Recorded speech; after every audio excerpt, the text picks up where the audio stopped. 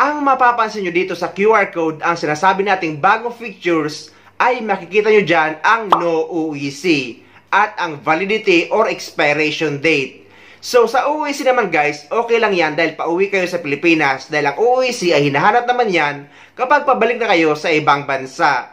At dyan naman sa validity, just in case man na na-transfer or na-move yung flight nyo, ay kailangan nyo lang i-edit. Pumunta lang kayo sa baba ng New Travel Declaration doon sa Travel History. I-click nyo lang yung View Manage para ma-edit nyo. Pero kung ayaw or hindi ma-edit, ay i-delete nyo ang Travel History at i-click nyo ulit ang New Travel Declaration at mag-register ulit kayo. So, dapat guys, ang registration sa e-travel ay 3 days bago ang flight nyo para hindi maabutan ng expiration.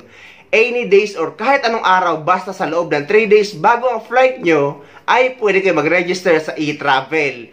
Kahit nga nasa mismong airport na kayo ay pwede pa rin kayo mag-register. Mapapansin nyo rin sa baba na nakalagay ay no baggage declaration.